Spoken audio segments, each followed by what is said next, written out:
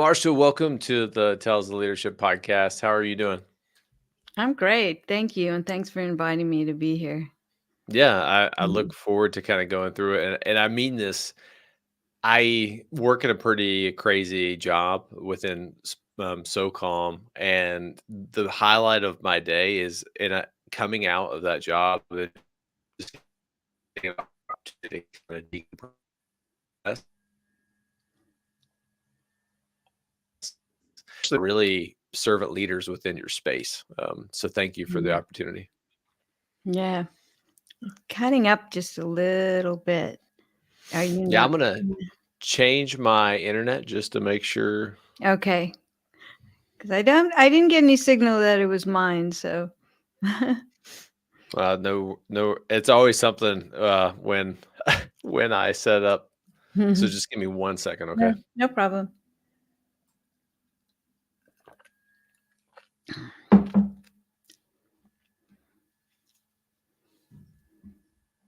All right. What about now? Good. Yeah. So that I make the joke is that that's what happens when you have an infantry officer running their own podcast. I am not a technical Swede by any chance. I think a great place to just start is take the time to introduce yourself quickly to the listeners. um, well, I've had a zigzaggy journey in my life. I, I went through a lot of life learning before I finally settled back down and went back to school, and then got my first master's in broadcasting and ended up in a training department in a psychiatric hospital pushing TV sets around. But the key word there was training department. And so I then ran training departments for companies for 16 years and teaching communication skills, leadership, and I had to learn what that really meant. And there's so many aspects about it. So I was constantly researching and learning and reading and being a leader, and in order then to teach it. And then it just landed in my lap the last day of my last job. Somebody sent me something on coaching. And I'm like, this sounds interesting. So I ended up on that journey, the zigzagging path of my life. But that was fortuitous because it was 1995. So I helped to start the International Coaching Federation, was the fifth global president. I just launched my fifth book last week that's doing really well. And I teach coaches all over the world. So it just, it turned into a really successful path for me. So, but that whole thing about, well, I wasn't a technical person. I was Yeah. working in a psychiatric hospital, went to work for a tech company, and I had no idea what they were doing, but it's like, well, I'll figure it out. And that has helped me. I don't know how, but I'll figure it out. That's always been useful for me. So it's funny you say that because I kind of reinvented myself in a way in the Mhm. military. Is the last 12 years I've been an infantry officer. So if you kind of think about the basic needs of that, it's fire and maneuver, being able to maneuver on the battlefield, to meet with and destroy your enemy by fire and maneuver. That's basically the definition of what an infantry officer does. But now I'm an acquisitions officer. I Oh. had to put myself into a master's in systems engineering, which started that. And now I'm Mhm. focusing on like robotics, artificial intelligence, machine Mhm. learning, a lot of software based programs. If you Yeah. would have told me that I would be doing this 5 years ago, I'd be like, Right. You are smoking something. But I have that same Mhm. mentality is that Mhm. I'll figure it out. You And figure it out. it's beautiful, and I think that's a Mhm. nugget that a lot of people need to understand, especially at least Yeah. within leadership, is that go chase Mhm. hard things. You don't have to Mhm. have all the right answers. You just need to be able to ask the right questions and find the people who do have those answers. Yeah, yeah, the whole, thing, "Well, I'll do it when I get good at it." Well, you're gonna Yeah. miss opportunities. And nobody's expecting you to be perfect when you're first starting anyway. It's interesting that we think we need to be, um, take the risk. Why not? What's the worst that could happen? Honestly, in my Yeah. coaching practice, that's often the best question. So really, really, really, what's the worst and how likely will that happen? And if it does, what will you then do? Oh, well, I'd go do something else. you know? So, right. We let our fears hold us back without even looking at them. Yeah, I think that's beautiful. Mhm. One of the first questions that I always love asking, and it's humbling from the standpoint, is that I'm an ICF member. I think I joined that a couple years ago when I was Mhm. going through the Army coaching program, Mm. which was accredited through ICF, Mhm. Mhm. and learning that, I wish I would have had that ability to go through that program before I had the opportunity to command and indirectly lead soldiers, because I feel like I'm just much more well-rounded in terms of like Mhm. leadership skills. But I would love to hear, how do you define leadership, and how has that changed from your future, from your past to now?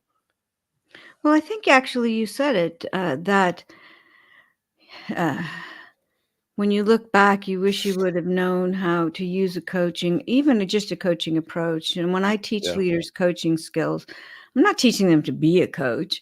You know what that takes. yeah. But they can use a coaching approach. And what I've seen over the years is the true embracing, even if I don't like it, that I really do have to be interested in people, to not have all the answers, to ask them what they think, um, to be curious about what they want to accomplish, to really listen and make them feel seen, heard, and valued. Mm, Something we taught for years, but leaders would say, "Yeah, yeah, yeah, yeah, yeah." And then they'd go back because they define themselves as the one who knows. Well, but I got into my position because of all I know, so it's my duty to impart that wisdom. No, it's not. And so the shift isn't just Joshua, it's not just what I do, but it's who I am. So in the past, it's always been I'm the leader who leads the way, and I yeah, know the answers, and I know where we're going, even though I probably don't, but I'm going to pretend I do. Where now it's like, okay, let's go there together. And it could even be, I'm going to be behind you and I'll be here to support you as you move forward. So the shift in who I am as a leader, that I'm a leader who supports other people to be leaders, and helps to bring out the best in them, what that really means in terms of my being with them, so aligns with coaching. yeah. And again, I've been teaching leaders coaching skills for over 20 years, but I really see they're finally getting it, particularly here in the US. It seemed like other countries got it long before we did. Why do you think that is? I'm curious. Um, w well, there's this funny thing about that belief that, we're the best, Yeah, when in a lot of cases we're not. But when you feel you already know, then there's no opening to learning. yeah, It's like, unfortunately, in all the companies I work for, they did not change until there was a crisis. Instead of saying, "Okay, things are changing now, people are changing, how can we do it mm, better?" To do that every year, so, uh I hate to call it arrogance. It's almost a false sense. In essence, though, really, it's a fear. If it's a fear of the unknown. This is who I am. This is in the past how it's worked for me. So I'm going to hold on to that and not try something that's going to make me feel awkward, and I won't be yeah, perfect. And people will see a weakness if I'm not perfect. And that stopped them from growing. And now, we're facing, since the pandemic, that the crisis of that's forced leaders to be with people differently. It's almost like, yay. And the younger generations coming in saying, this is what I want from my leaders. I Mm.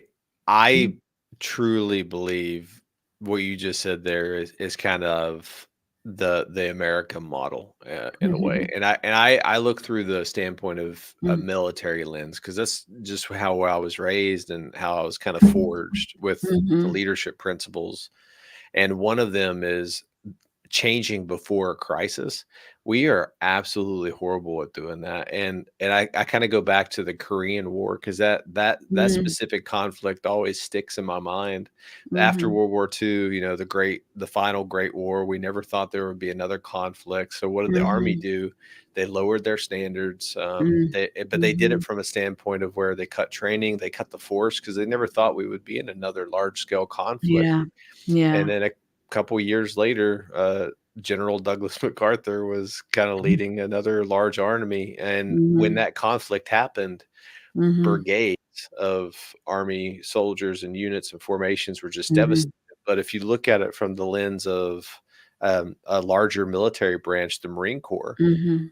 Mhm. never cut their standards. They maintained the same, and they were always training for that future fight. They were preparing for what was next, and they did not suffer nearly the amount of casualties, even though they were a Mhm. smaller fighting force. Yeah. I think that's Mhm. one of the key issues that is ingrained in our mind that we don't change. We force the environment to change around us, but in truth, we have to be able to adjust to the future, and I see it again in the military Mhm. now Mhm. with with aviation. Mhm. Drones from a warfare standpoint are going to Mhm. be the future, and I'll be the first to tell you that I personally do not like war. I think that it's kind of pointless from a standpoint, even though that's what I've done my entire Mhm. military career. But manned aviation, I think, is going away, and the Mhm. future is robots and Mhm. UAS and those types of things. But we Yeah. won't change until there's a crisis, and we have to. And it's just Right. it's a model that I keep seeing over and over, and you beautifully captured that. Yeah.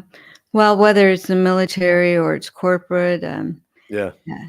So so you wanna hear the country that embraced me the most first in come teach us coaching skills, the leaders in their companies, was China. China. Yeah, they said, "We don't like this, but we know we have to do it."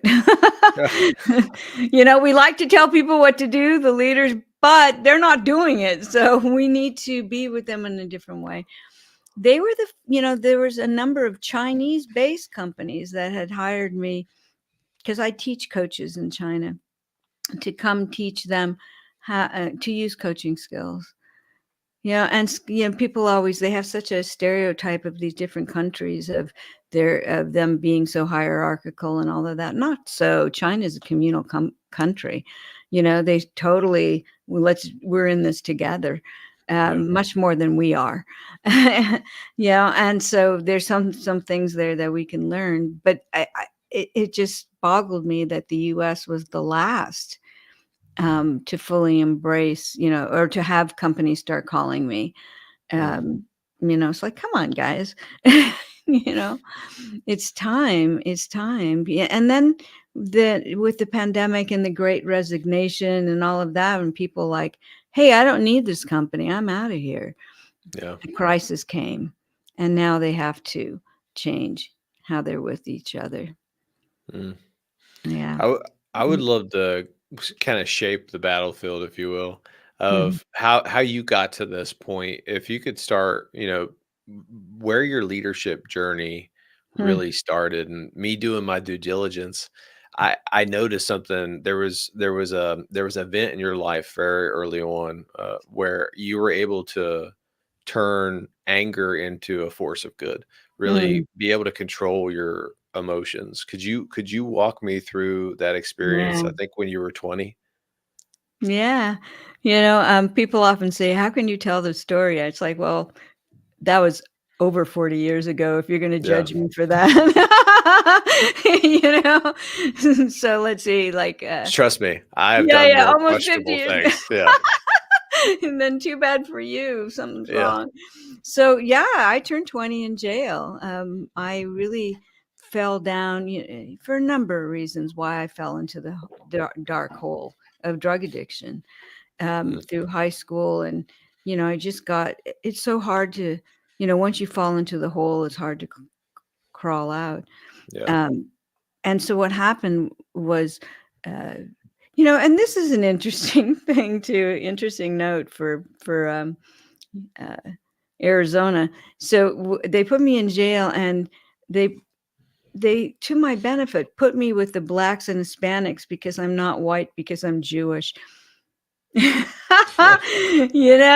When you look at the underlying racism in this country, it's there. Oh yeah. So but that was great because I got to know people that I never would have known. It was an education I never would have gotten. Yeah. And it was this one time I was like, and I had made good friends with my cellmates, which was a good thing because they were kind of tough, and I'm not a big person. But this one woman she and I were dear friends, and she was really the head of the biggest, meanest gang, but she liked me. I played a good game of cards with her, and we played a like 1,000 rummy or something. I was sitting around something, I tried to do something, it didn't work. And I was just feeling sorry for myself. I'm such a waste. And my probation officer had said that I'd ruined my life. I would never amount to anything. And I was believing that. And everything I do, I touch just fails, and blah, blah, blah, blah. And she got up and she pushed me against the wall and said, "You have no idea who you are." She says, "You're so smart. You're strong. You care about people. When you get that in here, you'll make it out there." In subsequent conversations, it was, when I had said, especially facing when I was leaving, it was like, "Well, I'm never going to see you again." She says, "Nobody wants to see you again because I have the privilege they don't have." She says, you have the ability to get out there and make a difference in a way we can't. And that's the truth of it. A lot of those women were in there because it was the safest place for them to be. Yeah. Which is tough. So I felt like she gave me a second chance at life. This was my second chance. She revived me. She brought me back, and every time I would get scared when I'd go back out, because it wasn't easy, I'd remember that I'm strong, I'm smart, I care. And I would add to the list, and I'm funny, and I'm determined, and I'm generous, and I'm passionate, and just to claim that. So many times also within our culture, we can't say those things. We have to be humble. No, I'm saying say it to yourself and truly claim it, but say it out loud. When I teach this to leaders, particularly to women leaders, I have them stand up and say it out loud. I said, "You got to say it out here to claim it in here." Yeah. And that's what she did to me. So that whole thing, what I said to you, when I would have a company ask me to come work for them and I had no idea what they did, it's like, that was part of it, was, I don't know, I'll figure it out. But what happened was it wasn't easy. So I still faced a probation officer who wanted me to rot in prison. A society that labeled me, and until I could finish and get off the record, hard to get a job. Yeah. I still faced all that, but because she gave me that, I could say, "Oh yeah, I'll show you." I Yeah. got angry. If I didn't get angry, I wouldn't have been able to get the energy to fight these people, to say, no, that's not who I am. I have gifts that have been given to me, and I have the responsibility to use them to make a difference. So get out of my way. And that was the energy the anger gave me. Now I had to find a channel of something positive to create with my anger. Yeah. Otherwise, the anger is destructive.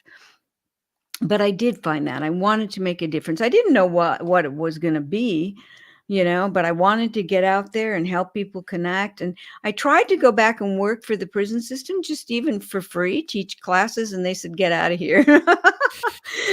Quit feeling guilty, blah, blah, blah. And I'm like, "Oh yeah, wait, I'll show you what I can do." So, so she helped me, that fire inside that she lit helped me to show that I can use my anger to overcome the blocks that I was going to face, and then to transition it to passion, Hmm. for the difference I can make on this planet. I'm taking feverish notes right now. I think one of the things that I love, and one of the things that I also find ironic is your probation officer, the person that you would hope would be what I like to call a pal, a purposeful, accountable leader, was not. And they were No. hoping that you would go back into jail, but the person that Mhm. was there that taught you Was my that, cellmate. yeah, taught you that self-awareness. And I love Absolutely. how you just said this, because this is, I've never heard this put this way, but I think it's beautiful. Anger, if you ever read the book Map of the Levels of Consciousness, is a Mhm. heightened state of consciousness. Mm. And that's a good Oh, thing. that's That means great. that we're moving forward. But Right. you have to have an outlet for that anger, or darkness will kind of fill Yeah. your heart. I've never Mhm. heard that said that way, and Mhm. I think that that's kind of a burning desire, if it makes sense. Of like, Yeah. now you have this force, this momentum that, Mhm. if it's aligned properly with something that you're deeply passionate about, you have that Mhm. humble confidence where you just said, "Hey, watch me. I'm Watch going to me. do it." I love that. Yeah. So here's also a little tidbit. After I went back out and graduated summa cum laude from Arizona Congratulations. State University, yeah, I wanted to go to graduate school, but I was having still a hard time getting a job, because I was still uh, not a full citizen of this country, and I Are went you back. from Ukraine officially? No, Like, no, your no, my family's from Ukraine? grandparents were, but I said no, I was an ex-felon, so that's why I wasn't a full Ah, citizen. I'm sorry. That's okay. My grandparents were from there, though. Um, I went back to the court to get everything off my record, and I said, I think I'm a functioning part of this society at this point, Mm, and I would really want to go get advanced education. And my judge had died, so they assigned a new Superior Court judge in Arizona, and she denied me. And years mm. later, in researching, uh, I actually have a book on my 6 months in jail. It's on Kindle on Amazon. I just don't tell anybody about it. It's Oh, called what is it? Unexpected Angels. My cellmates were my unexpected angels. I love that. Yeah. So anyway, so I was researching and I found the letter, and the judge that said, no, you did the crime, you have to do the time, not looking at me, was at that time Superior Court judge, and then to become Supreme Court Judge Sandra Day O'Connor. No. Yeah. Wow. I know. It's like, can we not see people? See them, see the individual in front of you. So I mean, that fortunately my brother lived in California and I used his address to go to graduate school, but again, it's like, okay, fine. I'll still do it. I'll show you. So I kinda go back to when I was a young platoon leader. We got back from Afghanistan. That was mm, a very wow. troubling time, I think, for some of my soldiers, because we were in a I'm very sure. kinetic environment.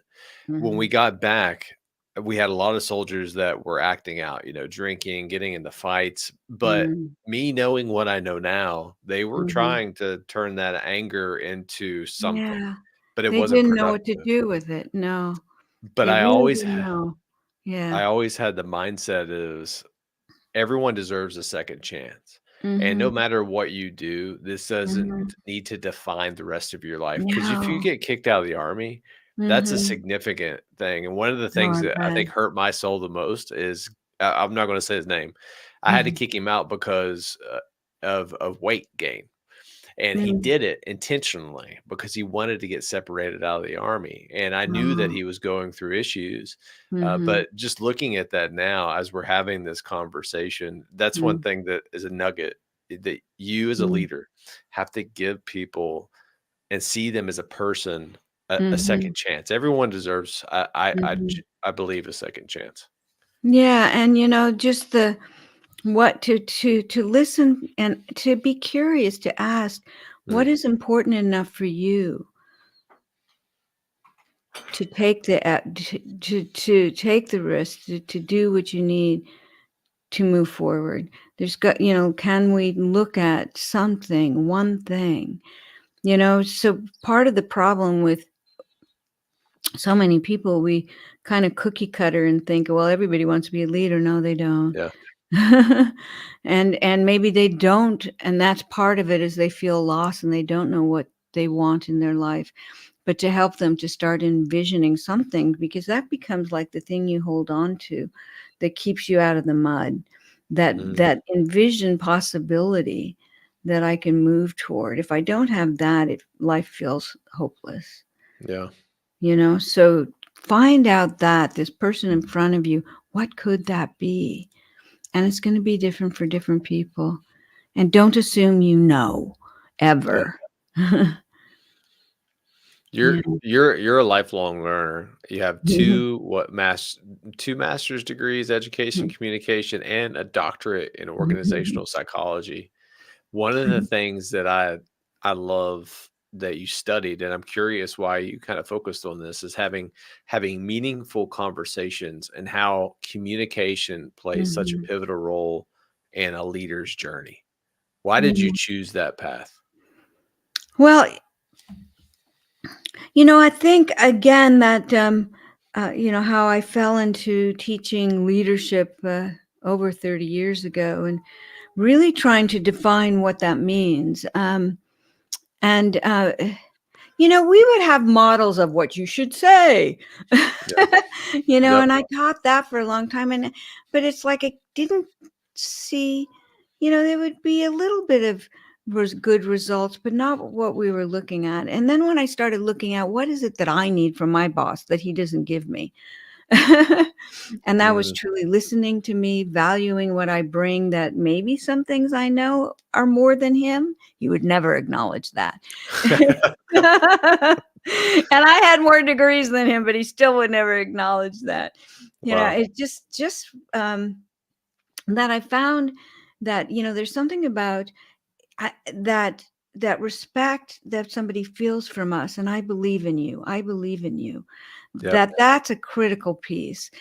But it wasn't until I found coaching that I started to recognize, oh, there's a different way of conversing with people, that is that you it shows that you not just believe in them, but you trust that they're smart, they're creative, they're just stuck or they're afraid. How can I help them discover a way to move forward? Because that's going to build their confidence, not just find a solution to their problem. And that's what we need to do. And it's not a rah rah, you're great. Yep. I hate that. Yeah. We call It's that not that. false motivation in the military. Yeah, no, it's not that at all. Help me to see what I can accomplish when I do it, So, coaching really shifted for me, and then when I started researching, uh, my s so I've got 5 books. My 3rd book was Discomfort Zone, and Yeah. that's for leaders having difficult conversations. And again, it's not, here's what you say in these difficult, it's how do you open it so you can interact. Mm. It went even deeper when I was starting to create mastery programs. And right at the beginning of the pandemic, I was asked to do an advanced program beyond uh, 2 levels I had already created. And I'm like, ugh, I'm going to have to get new content. So I hired this guy, Alan Briskin. He wrote a book in the 90s called The Stirring of the Soul in the Workplace, and it Mm. changed my life. And then I got to meet him because we have the same publisher, and he studies and he writes about collective wisdom. So I went to him, I said, Alan, I want to bring collective wisdom to coaching and leadership, to our conversations. He said, I'm not going to mentor you. We're going to have dialogue, because people learn in dialogue, and you and I can learn together. We spent months having these amazing dialogues about what does collective wisdom really mean? And what is the power when I'm here with you to collaborate with what's going on, and what we come up with together in this conversation is going to be so much more profound Mm. than what you or I might discover alone. Yeah. So that's the level then that I started moving to, and recognizing that it's within these conversations that we create transformation, Mm. sustainable transformation. So, and there's still so much to learn. It's like, there's always uh, in that to go deeper, because that's the human interaction that we're always have more to learn. I'm writing that down. Sustainable transformation comes from conversations. And I always go back to the rule of 3 C's is I always want to be committed, coachable, and curious. And no Very matter where good. I'm at in life, because Mhm. you hit the nail on the head is that we always have more to learn. And if we ever Mhm. think that we do not, Ah, right. then we've stopped growing. Boo-hoo. We're You'll go stagnant. backwards. Yeah. Yeah. There's no One of the comfort zone. You're either moving forward or you're falling back. Yeah. That was one of the questions I wanted to ask you about Mhm. the Discomfort Zone, one of the books Mhm. you've written, because I know that at least even in the military, I had to unfortunately fire one of my platoon sergeants when I was in a company command role, and that was a Mhm. tough decision. And Mhm. that 60 seconds of courage, me looking back at it now, of sitting in Mhm. there one on one with this individual Mhm. and telling them Mhm. like, "Hey, you met your potential." Mhm. And you no longer have a job within my organization. That was one of the hardest things I had to do. Mhm. But my brain was screaming at me, "Hey, push it off. You don't have to have a conversation about this right now. Let's No. delegate it to your Right. first sergeant," all these things. Chicken. W why is our brains hardwired for that? Like, it's resistant to having discomfort Mhm. conversations. It's called fight or flight. Mm, It's like, it's not comfortable, I don't wanna do it. It's, we resist, uh, it's why we resist uncertainty. We don't yeah. wanna feel uncomfortable in the moment. And so it's the interesting thing, when I do teach leaders coaching skills and I do a demo, because 'cause I'm always doing demos, um the leader always comes up, sits down. I say, "So what are you dealing with right now that you wanna talk about?" "Oh, I have to have this really tough conversation." It's Mm, like almost every time. I'm like, "Here we go again." But when I coach them, what it always comes down to, um, they say they're worried the person's gonna have a difficult time with it, an emotional reaction, it'll, like, yeah. ruin their life. Really? But underneath it, Joshua, they're afraid they're gonna be judged as a bad leader. Boom. Yep. Uh-huh. Right. And so it's like, "But are you doing the right thing?" Yep. "Yes." "Okay, so are you a bad leader?" And you know what? I have never run into anyone that said, "I was fired and it was the worst thing that happened." They always say, "Yay, it was the best thing that happened." You know? You spot on. So our leadership is not likership, and I had a old Oh, I command love sergeant that, major yeah. tell me that you have to make Mhm. unpopular decisions, and you have to be Mm, able to go to the point of friction. But to yeah. your point, it was Mhm. the right thing to do, and I needed to Mhm. do it within my organization. And when he found another job that he thrived in, by the way, he loved it, Absolutely. You and there let was him no go resentment. to do that. You let him go to Yeah, do that. You are not doing something wrong. You are doing something right for you and for him. yeah, You know, and 100%. and yeah. So I would love to. All right, you transition out of corporate America. Mhm. What pushed you to create your own company and your own coaching business? Mhm. There's usually a story behind that. I'm curious. Well, 2 things. So, there's, the personal side and the corporate side. Yeah. So, you said about Ukraine. I come from many generations of entrepreneurs. That was one of the reasons they had to leave Ukraine. They were Jewish, merchants. Oh wow. And the Bolsheviks is like, they didn't like that, and so they left and, made their way to Cleveland and found work. But then when my father, after World War II, came out here to Phoenix and said to his family, this is it, this is where the opportunity is. So they came here, they bought a bunch of chickens and overalls and started selling fresh eggs door to door, and then built an egg company. So, and my father had 2 businesses growing up. So in my mind, it was always, I will get the experience and the skills to start my own business. So yes, Mm, for me, it was just something we do, that eventually I would do that. But there was also that the 11 years, my last 11 years were in technical companies. At the level I was at, I was the only woman. I hit the glass ceiling, they told me. In the last company, he's like, well, your position doesn't warrant any more promotions, but you have a lot of challenges ahead of you. I'm like, I do, but not here. you know so facing that reality of a woman in a male environment, that uh, but I learned a lot about how still to influence and in that environment and make a difference. mm, um, and my doctoral dissertation was on smart, strong women in the workplace and the challenges we face and what we have to do. Because all the books were about weak women that don't speak up, and I'm like, well, what about the rest of us? You know, yeah. we have no problem leaning in. We lean in too far. So, we don't say no because we're worried about what people will think. We don't say no because we think we're the only ones that can do it right.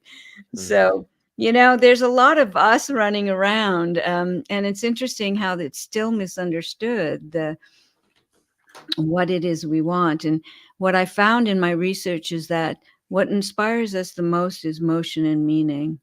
I need to constantly be moving, and what I do needs to be significant.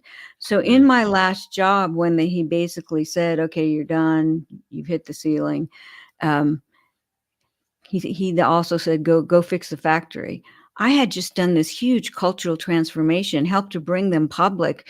They were the largest revenue producers in the US. And then he wants me to go fix the factory, and we don't need your programs anymore.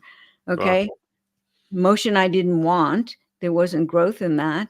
Um, and it wasn't as meaningful as what I was doing. So you just took away my motivators. And so I left 2 years of unvested stock on the table, quite a bit of money, but I didn't care because I wasn't fulfilled for what I needed. Mm, And so that misunderstanding of who I am and what motivates me, it wasn't titles and money. And most of the women I worked with, it wasn't titles and money. It was motion and meaning. And I have since found that there's many, it wasn't just women, that was just my research base, but that see me, understand me, and let me know I'm significant. Help me to grow. That's what I want from you as a leader. I don't care if you have no position for me to fill right now. Just help me grow into a leadership position when it comes available in my life, or find out what I want and help mm, me get that. Say to your, boom. people, so what do you want in this Yep. life and how can I help you? Just say that. Well, that So, is one thing that yeah. I actively use, Mhm, and I wish I'm more intentional with this, but I mhm, try to be as much as I can. Every quarter, I do like a quarterly discussion, and mhm, every time I take over a job, I try to do initial discussions, and mhm, part of that is putting a coaching hat on. I ask my teammates, "What do you think your job is, your roles, your mhm. responsibilities? What do you think my job is? How can I do it? Right. What's wrong with the org?" Not, I don't come in like I did when I was a platoon leader of like, this is what you're supposed to do. This is what the regulation says. This is your task, purpose, direction, all these Mhm, things. I flip mhm. it now on the mind of Yeah. you tell me what you're thinking, but also understand that these are my priorities. And I usually always shocks people when I go through my priorities. My Mhm, priorities are faith, family, fitness, finances, faith, all the 7 F's that I have in my life, because it's mhm, important to me. Because if I can mhm, show up as an mhm, authentic person and I'm chasing mhm, significance, I can be a mhm. better leader. Yeah. And that's Mm, another thing that you said was just beautiful. what do you need from me to continue to chase significance? And I saw so Mhm, many leaders try to hoard on to mhm, great people because they knew they were a known quantity, but didn't mhm. want them to go to that next level because they wanted to Yeah, hoard that power. right. And they'll That's leave a you. They'll yeah, leave you. Then you won't have them at all. And don't the idea too that you asked me this year, but next year may be different. Let yeah, me change. Don't assume that I want the same old thing. That drives me crazy. It doesn't yeah. it you when people say, "Yeah, but you don't like this," or, "You want this." I said, "Yeah, that was 5 years ago." Times change. Like 5 Yeah. years from now, I'm gonna be probably a totally different person, and 5 years Mhm. before, I was definitely a different person, like, with Right. different Mm, motivators, just mhm. different life. Right. So be curious, where are you today? Instead of assuming you know them from who they were. Before we Mm. get to your new book, and I promise Mm. we'll get into it, but I've That's totally okay. went off of a lot of the different questions. Within your Mhm. coaching program, Mhm. could you kind of walk me through what that looks like in terms of being able to connect emotional intelligence, being Mm. able to be an effective communicator, and then Mhm. also like building that type of coaching culture? I guess like Mhm. specifically to what Mhm. are some of the common challenges you see leaders Yeah. that you coach face? Um,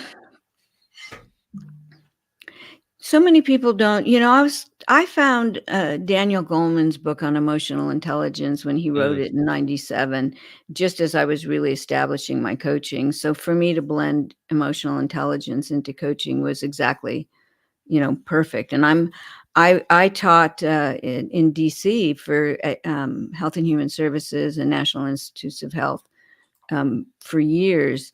Taught emotional intelligence.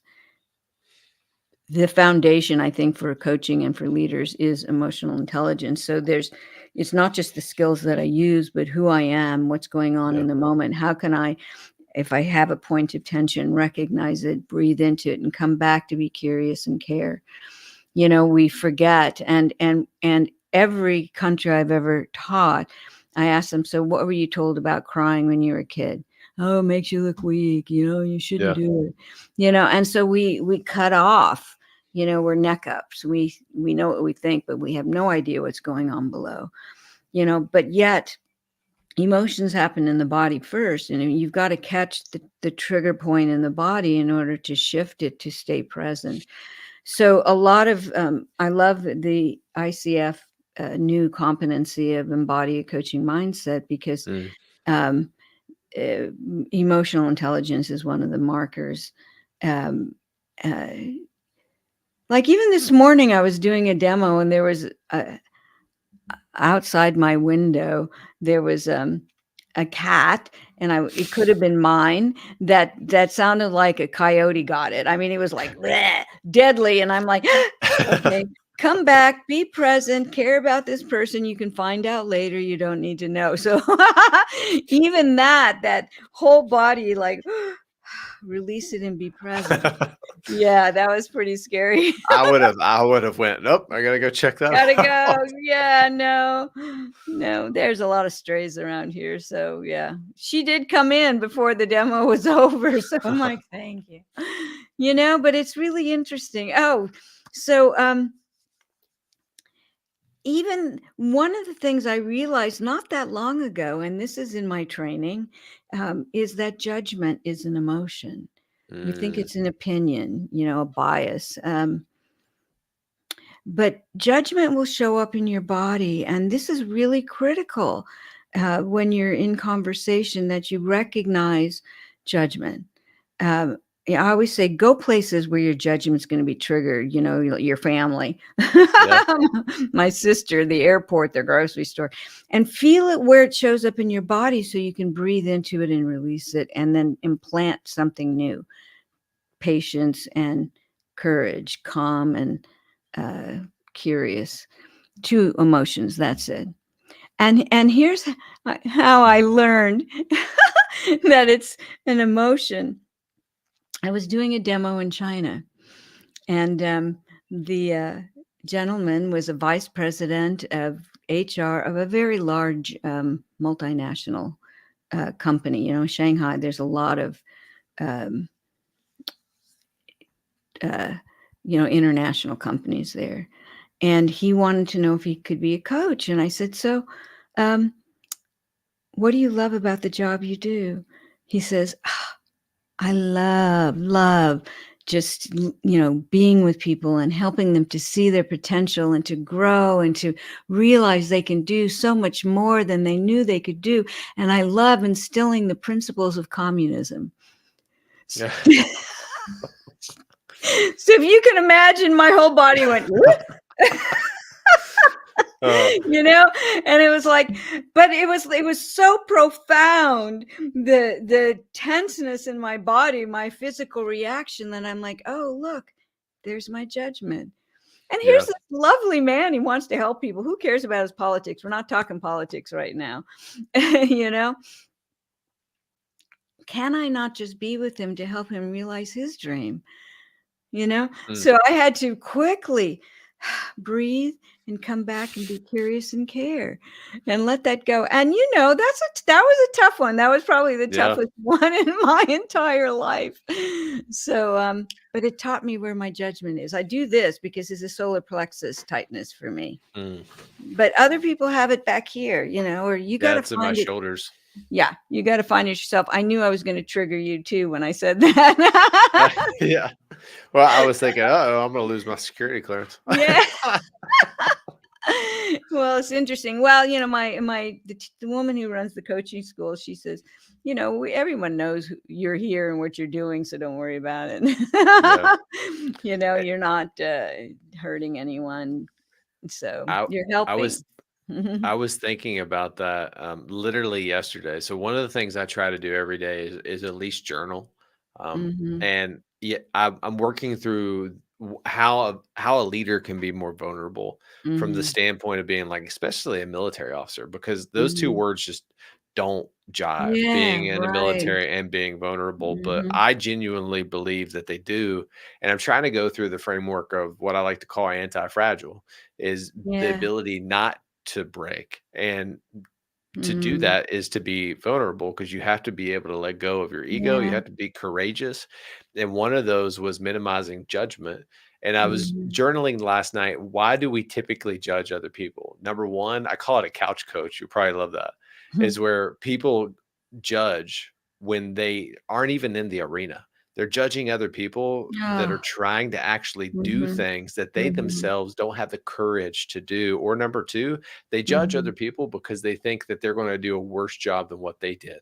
It doesn't matter. As long as they're getting the desired end state done, and it's ethically and morally right, and they're not falling outside the boundaries. Right. What's the impact? Let them go.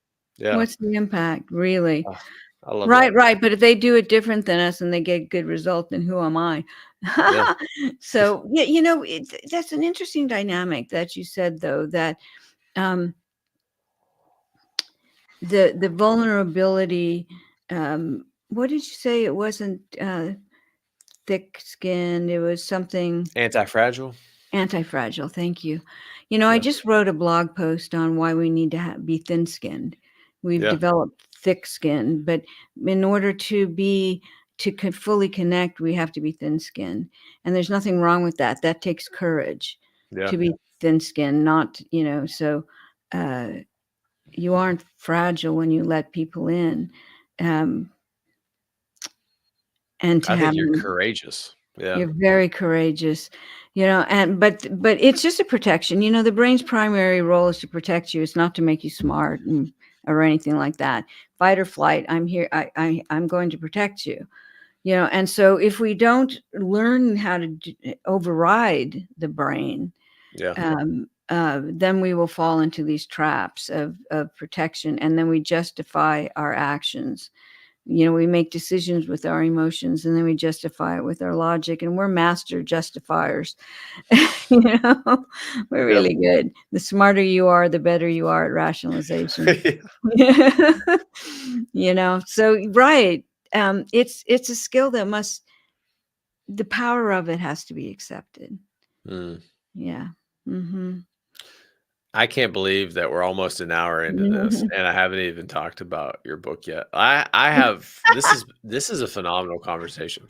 I haven't even touched half the questions that I wrote down just because it spurred so many other ones. But could you walk me through, and I see it in your background, your Mhm. new book that you wrote, Breakthrough Coaching, creating light Mhm. bulb moments in with your coaching conversations. What Mhm. inspired you to write that one? Because that's what your fifth is that your fifth or sixth book? It's my 5th book. It's my 5th Okay. book.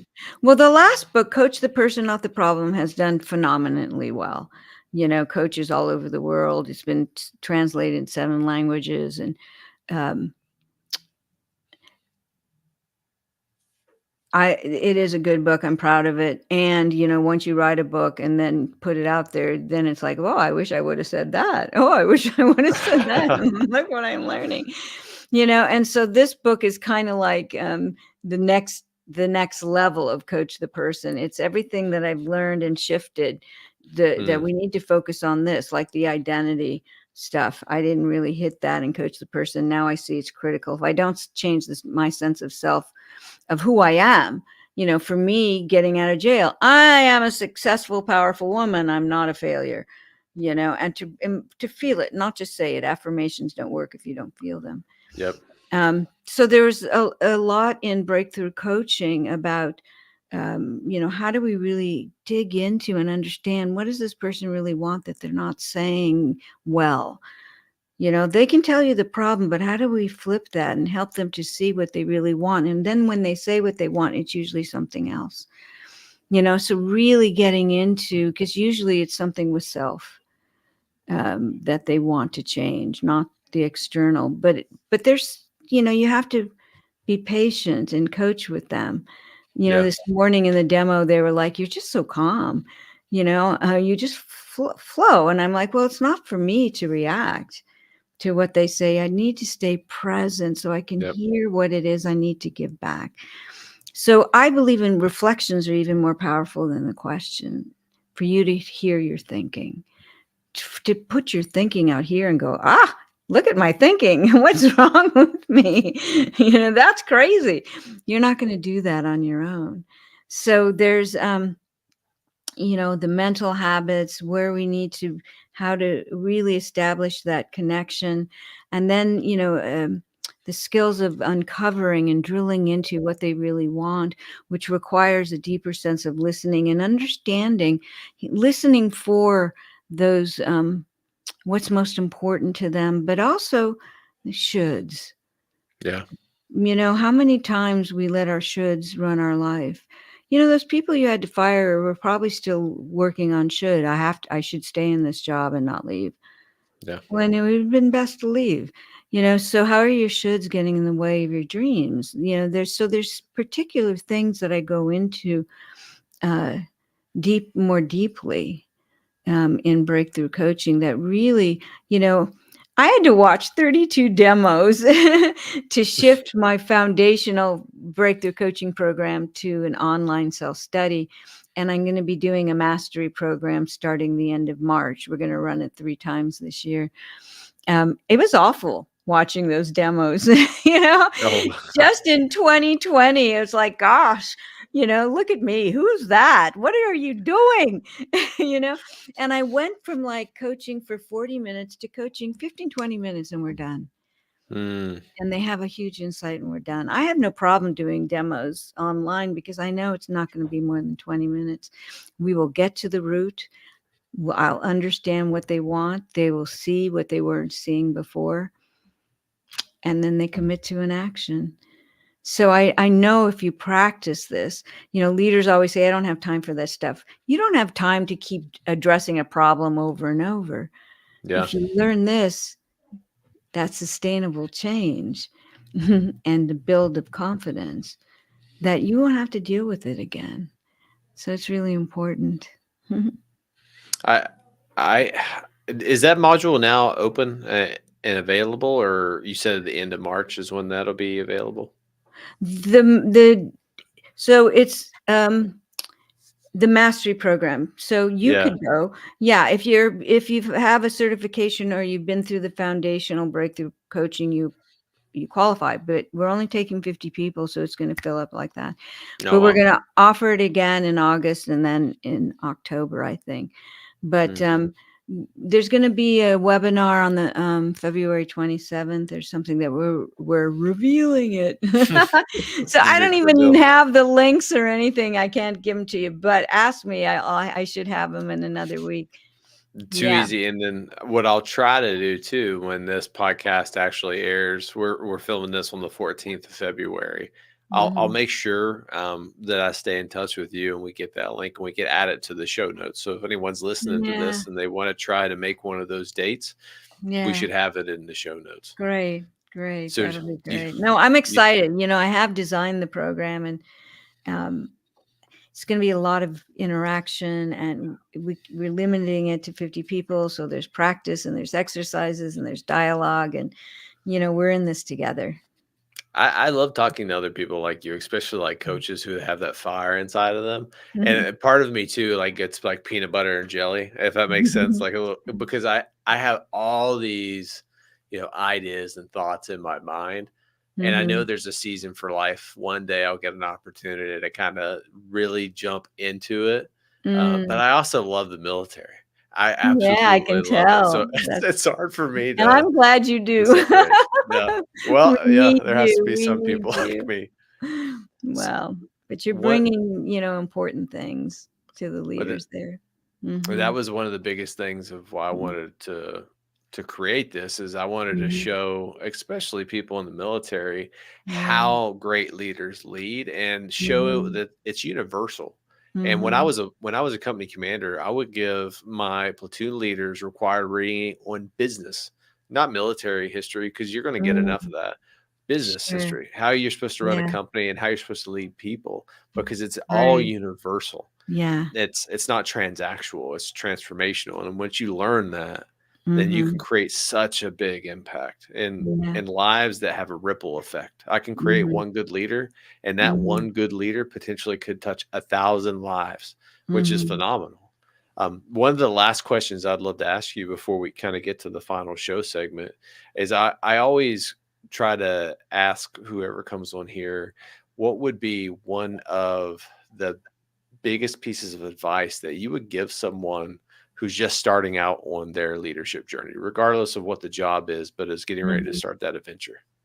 Yeah. Actually, I think I first quoted this in the Discomfort Zone, was Mm, that they really want you to be present more than they need you to be perfect. boom. I love Mhm. that. Oh, wow. I'm gonna write that one down too. I'm telling you, I'm on 5 pages of notes right now. All right. Thank you. So we're on our final show segment. You'll probably get a Mhm. kick out of this. I call it the killer bees. So it's be Mhm. brief, be brilliant, be present, and then be gone. So the same 4 questions I ask everyone on the Tales of Mhm. Leadership podcast. If you're ready, Mhm. we'll jump right into it. I'll try. Uh, I promise you that you're going to crush them. So, what do you believe separates a good leader from a great leader? The depth that they care about people. Mm. So, question two, what is one resource that you could recommend to our listeners to grow as a leader? Um, I wish I had it. There's a book that I'm reading, How Do You Know People by Brooks. Do you know that one that just came out? Well, It's on the tip of my tongue. yeah, yeah. I love that book. So definitely put it in the notes. Mm. I wish I I'll- remember. I'm bad with names and titles.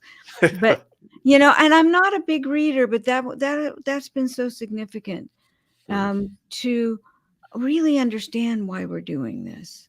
Yep. It's not just what to do, but why. That I think is the critical piece in there. Yeah. How to be seen, I think. Well, whatever, you'll find it. I'll find it. So question three, if you Mhm. could go back in time and give your Mhm. younger self a piece of advice, what would it be? Don't worry about it. Mm.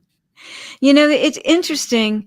I recently read that the more you look at your past and you cringe, that means that's the more you've grown. Yep. So just keep moving forward. Don't get stuck in what's wrong, but really look at what's possible. Mm. Last question. This Mhm. was the hardest one. How can our listeners find you and how can they add value to you? Okay. Well, my website is co-visioning, all one word, which came out of my corporate work. How can we really co-vision who we are and what we can accomplish Oh, well. together? And so there's all kinds of tools and resources and pages and things that will help you on there. And you can find me on LinkedIn, and I can direct you to certain pages um, that are useful, in to further your learning. So, or on my Mark, website.